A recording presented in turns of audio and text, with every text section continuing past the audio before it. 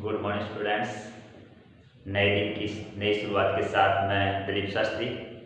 आज हम हिंदी व्याकरण का वाक्य नामक टॉपिक है उसका विस्तृत अध्ययन करेंगे।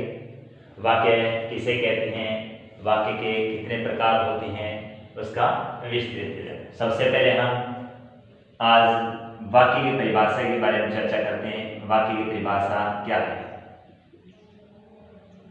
सार्थक शब्दों के समूह को, सार्थक शब्दों के समूह को वाक्य कहते हैं। किसको कहते हैं? सार्थक शब्दों के समूह।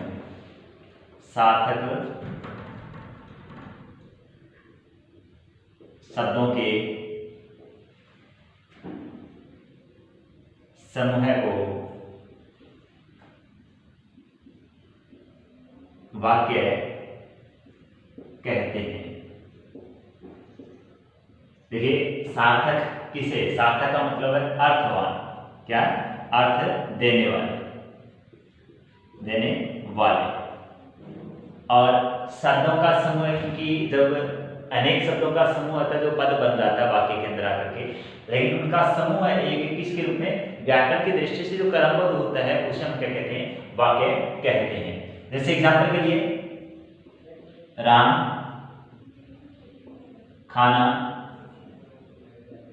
खाता है। राम खाना खाता है। यहाँ देखिए, राम इसके अंदर शब्द है, खाना भी शब्द है, और खाता है ये भी एक शब्द है। लेकिन जब वाक्य में प्रयोग बनने के बाद क्या हुआ? ये सारे के सारे पद बन गए। ये कर्ता पद है,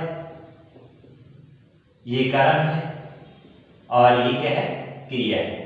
कर्ता, कर्म और ये क्रिया, ये क्या बन गए? पद बने कार्य की दृष्टि से और व्याकरण है उसकी दृष्टि से। तभी तो क्या? सार्थक शब्दों के समूह को जो व्याकरण की दृष्टि से क्या हो? क्रमबद्ध हो, उसे हम क्या कहते हैं? वाक्य कहते हैं। अब देखिए, व्याकरण की दृष्टि से क्रमबद्ध क्यों होता है? व्याकरण की दृष्टि से क्रमबद्ध क्यों होना चाहिए? क्योंकि सबसे पहले क्या आता है? कर्ता ही आएगा, उसके बाद में कर्म आएगा, उसके बाद में क्रिया आएगी। कि हिंदी के अंदर क्रिया का प्रयोग है वो अंत में किया जाता है, कर्ता का प्रयोग है पहले। अन्य कारक विशेष है उनका प्रयोग उसके व्याकरण की दृष्टि से किया जाए अर्थवान बनाने के लिए। इस कारण से इसे हम क्या कहते हैं? शब्द जो समूह है उसे हम सार्थक हो, उसे हम वाक्य कहते हैं। अब हम चर्चा करते हैं जो वाक्य है उसके प्रकार कितने होते हैं। किसके आधार पर? रचना के आधार पर। रचना के आधार पर, रचना के आधार पर वाक्य है उसके प्रकार कितने होते हैं। रचना के आधार पर वाक्य के 3 प्रकार होते हैं। एक तो होता है सरल वाक्य,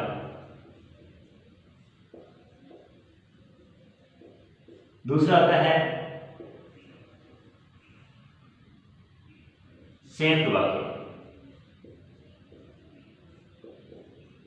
और तीसरा होता है मिश्र वाक्य।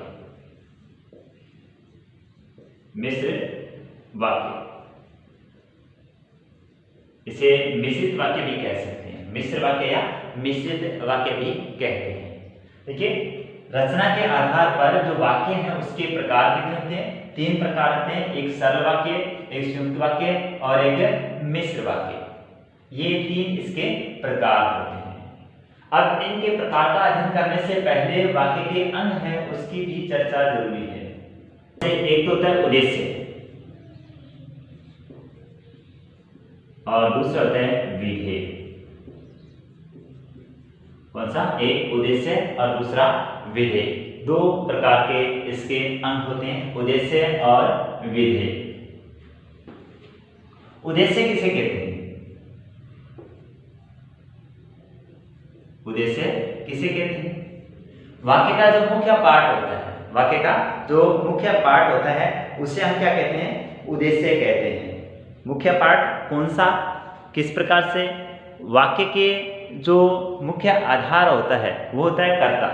क्या होता है? कर्ता आधार होता है। कौन कौन सा? जैसे वाक्य के अंदर दे रहा है राम खाना खाता है, कर्ता इसके अंदर क्या है? मुख्य आधार है, क्योंकि उसी के द्वारा क्रिया होगी। कौन सा? खाना क्रिया होगी, और खाना क्रिया का जो प्रभाव विशेष है, जो उसका इच्छित वस्तु विशेष है, उस पर उसका प्रभाव पड़ेगा। इस कारण से जो कर्ता होता है उसे हम उद्देश्य कहते हैं। कर्ता होता है उसे हम क्या कहते हैं? उद्देश्य। जिसके द्वारा कोई क्रिया संपादित होती है, जिसके द्वारा कोई कार्य या क्रिया संपादित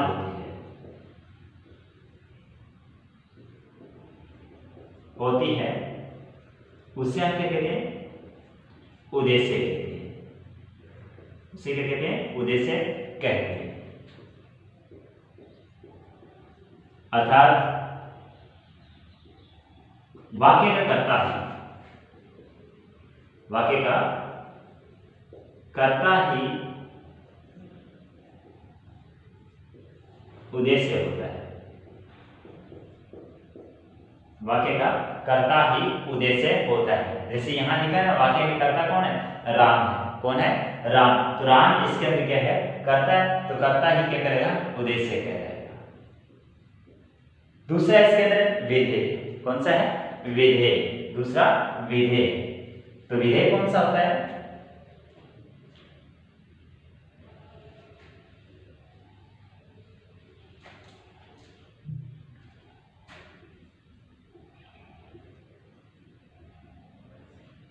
विधेय होते हैं वाक्य के कर्ता के अलावा शेष बचा उद्देश्य के विषय में, उद्देश्य के विषय में जो कुछ कहा गया हो, उद्देश्य के विषय में जो कुछ कहा गया हो उसे विधेय कहते हैं। उसे क्या कहते हैं? विधेय कहते हैं। इसका मतलब ये कि कर्ता के अलावा यानी उद्देश्य के अलावा शेष बचा वाक्य विशेष है वो क्या कहता है? विधेय कहलाता है। अपना पहला वाक्य था राम खाना खाता है। राम खाना खाता है। राम क्या इसके अंदर? उद्देश्य था। और उद्देश्य के विषय में क्या करे? खाना खाता है। कौन खाता है? ये उद्देश्य मतलब राम। तो ये पूरा का पूरा क्या कहलाएगा? विधेय कहलाएगा। ये क्या कहलाएगा? विधेय कहलाएगा। क्या है ना? उद्देश्य के विषय में जो कुछ कहा गया हो उसे हम क्या कहते हैं? विधेय कहते हैं। समझ में आ गया अच्छी तरह से? उद्देश्य किसे कहते हैं और विधेय कहते हैं किसे कहते हैं? उद्देश्य क्या होता है? कर्ता ही उद्देश्य होता है। और क्रिया और क्रिया से संबंध रखने वाला जो अन्य कारक है वो सारा का सारा विधेय कहलाता है। अब हम चर्चा करते हैं वाक्य है उसके प्रकार पर। वाक्य के प्रकार कितने बताए थे? 3 प्रकार बताए थे। कौन कौन से? एक तो सरल वाक्य, एक संयुक्त वाक्य और एक मिश्र वाक्य। वाक्य के प्रकार पहला कौन सा है? सरल वाक्य। दूसरा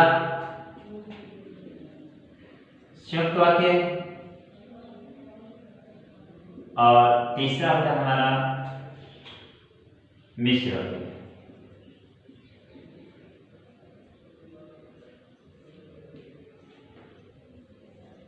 सरल वाक्य, संयुक्त वाक्य और मिश्र वाक्य।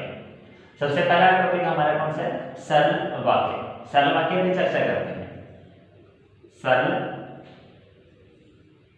वाक्य देखिए नाम से पता चलता है सरल यानी साधारण। क्या होता है? सरल या साधारण वाक्य। जिसे हम क्या कहते हैं? साधारण भी कह सकते हैं। क्या कह सकते हैं? साधारण वाक्य। सरल वाक्य या साधारण वाक्य इससे पता चलता है कि इसके अंदर जो बात कही गई है या किसी प्रकार के जो व्याकरण की दृष्टि से कर्ता, कर्म या फिर क्रिया है या कोई अन्य जो कर्ता की विशेषता बताने वाला, क्रिया की विशेषता बताने वाला या कर्म की विशेषता बताने वाले वो साधारण रूप में होंगे। यानी किसी प्रकार की जो बात कही है वो कर्ता के द्वारा ही करके और क्रिया तक सीमित रह जाती है, तो वो क्या कहलाता है? साधारण वाक्य कहलाता है। या हम इस प्रकार से परिभाषा दे सकते हैं जिस वाक्य में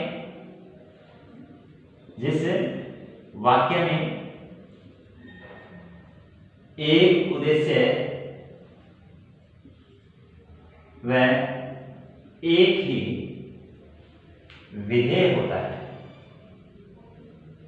एक ही उद्देश्य व एक ही विधेय होता है उसे साधारण वाक्य कहते हैं।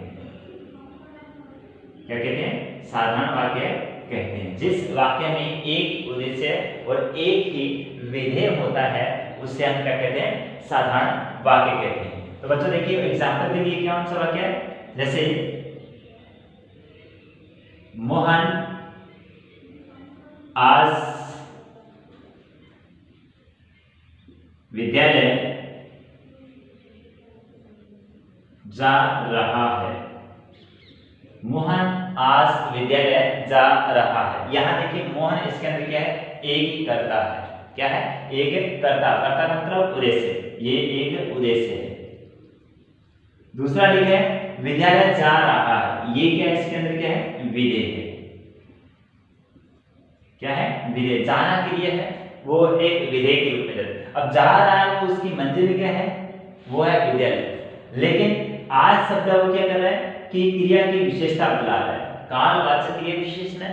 तो ये आज विद्यालय जा रहा है, पूरा का पूरा क्या कहलाएगा? ये विधेय कहलाएगा। पूरा का पूरा क्या कहलाएगा? विधेय कहलाएगा। क्यों कहलाएगा? क्योंकि क्रिया है वो विधेय के रूप में जानी जाती है और आज है वो क्रिया की विशेषता बता रहा है, क्रिया का विशेषता वो बता रहे हैं। और विद्यालय शब्द है वो क्या है? जो क्रिया हो रही है उसकी निश्चित मंजिल या हमारा उसका निश्चित लक्ष्य है। दूसरा वाक्य में देखिए हम,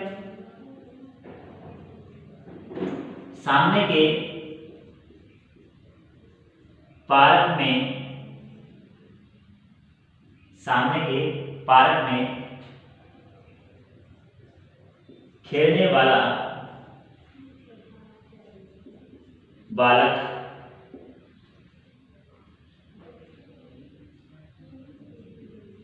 यहां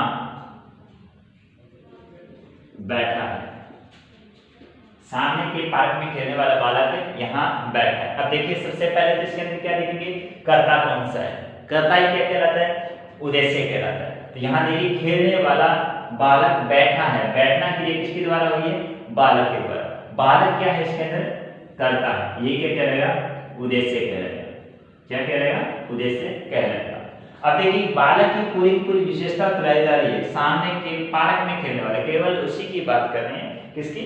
जो सामने के पार्क में खेलने वाला, ये पूरी विशेषता किसकी बता रही है? बालक की बता रही है। तो बालक की विशेषता बता रहा है तो ये पूरा का पूरा क्या उद्देश्य ही कहलाएगा, क्योंकि बालक की विशेषता एक के रूप में, पहचान के रूप में बताई जा रही है कि जो पार्क में खेल रहा था वही। तो इसका से पूरा का पूरा क्या कहलाएगा? उद्देश्य कहलाएगा। अब बैठा है, बैठना क्रिया है तो क्रिया क्या करेगी? विधेय। क्रिया क्या करेगी? विधेय। और विधेय यहाँ बैठा है तो यहाँ जो शब्द है वो क्रिया की विशेषता बता रहा है। तो ये यहाँ बैठा है, ये पूरे के पूरे क्या कहलाएगा? विधेय कहलाएगा। इस कारण से इसमें एक ही उद्देश्य और एक ही विधेय है। इस कारण से ये वाक्य कौन सा कहलाएगा? साधारण वाक्य कहलाएगा। कौन सा वाक्य? साधारण वाक्य कहलाएगा। नेक्स्ट एग्जांपल देखते हैं। हम सभी आज खेलने के लिए, हम सभी आज खेलने के लिए मैदान में गए थे। हम सभी आज खेलने के लिए मैदान में गए थे। यहां देखिए सबसे पहले इसके अंदर क्या है? हम सभी, ये क्या है? कर्ता है। कर्ता क्या कहलाएगा? उद्देश्य कहलाएगा। क्या कहलाएगा? उद्देश्य कहलाएगा। कर्ता क्या कहलाएगा? उद्देश्य कहलाएगा। और उसके बाद में क्या है? गए थे। क्या? गए थे। गए थे ये क्या है? क्रिया है। क्रिया क्या लगेगी? विधेय। क्या कहलाएगी? विधेय कहलाएगी। क्रिया विधेय। अब देखिए उद्देश्य तो केवल एक है, हम सभी। उद्देश्य यहाँ एक है और खेलने के लिए मैदान में, ये मैदान में है वो क्रिया का आधार है। क्रिया का आधार है। इसका मतलब क्या हुआ कि ये क्रिया के साथ संबंध है इसका। आज शब्द है वो क्रिया की विशेषता बता रहे हैं, क्रिया विशेषण है। क्या है? क्रिया विशेषण है। खेलने के लिए ये क्या क्रिया हो रही है, इसका क्या है, संप्रदान के रूप में, उद्देश्य विशेषण उसके रूप में। तो ये पूरा का पूरा आज खेलने के लिए मैदान में गए थे, ये पूरा का पूरा विधेय कहलाएगा। सिंपल सी बात ये, कर्ता के अलावा कुछ शेष बच जाता है, यानी कर्ता के संबंध में कुछ कहा गया है और उस संबंध से संबंधित क्रिया का संबंध होता है, यानी कर्ता के साथ में किसका संबंध होता है, क्रिया का। तो कर्ता के अलावा शेष बच जाता है, वो सारा का सारा क्रिया के साथ संबंध रखता है, वो क्रिया के साथ संबंध रखता है, वो सारा का सारा कहलाता विधेय कहलाता है। यानी एक तो क्रिया और एक कर्ता। कर्ता के साथ संबंध रखने वाला उद्देश्य के रूप में आ जाएगा और विधेय के साथ संबंध यानी क्रिया के साथ संबंध रखने वाला विधेय के रूप में आ जाएगा। समझ में आ गया अच्छी तरह से। एक वाक्य और देख लेते हैं इसका भी। मेरा छोटा भाई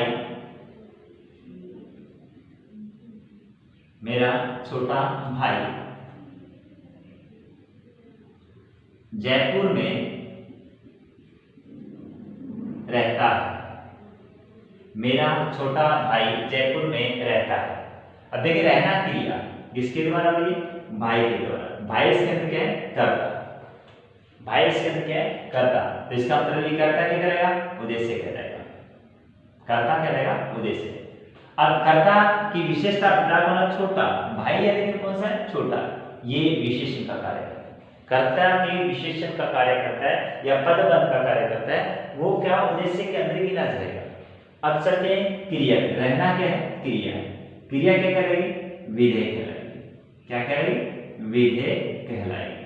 अब देखिए मैं आ गया, तो मैं क्या क्रिया का आधार के रूप में आता है। तो यहाँ जयपुर में रहता है, तो ये कहलाएगा विधेय। वो क्या कहलाएगा, विधेय। इस कारण से ये क्या कौन सा वाक्य, एक उद्देश्य और एक विधेय। तो कौन सा वाक्य कहलाएगा, साधारण वाक्य कहलाएगा। कौन सा, साधारण वाक्य कहलाएगा।